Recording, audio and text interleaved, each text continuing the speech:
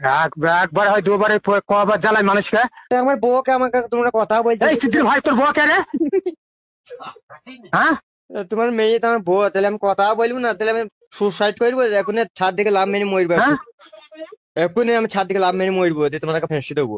এ হে তুমি ছাদে থেকে লাভ মারো গা, যাই করো গা, গলায় দড়ি রাখো, সেটা তুমি দিবা।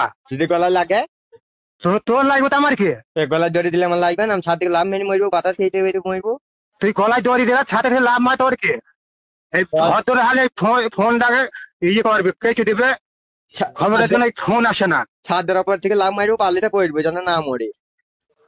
বুঝলি তো? আর গলায় দড়ি ভদ্র হালে বলছি যেন এই নাম্বারটা যেন ফোন আসে না। আমার শাশুড়িকে যতক্ষণ না দেবো আমি ফোন করবো।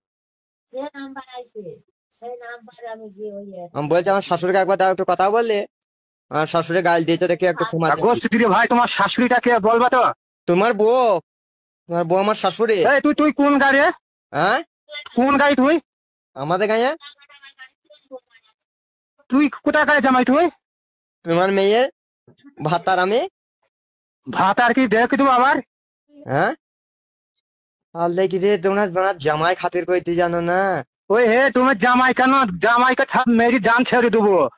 আর তাহলে জামাই হয়ে জামাইকে খাতির করে নে। তাহলে তোমার আর তুই মেয়ের তো বাল। তাহলে তোমার মেয়ের হাতে চুড়িও ভাঙতে হবে। এ হে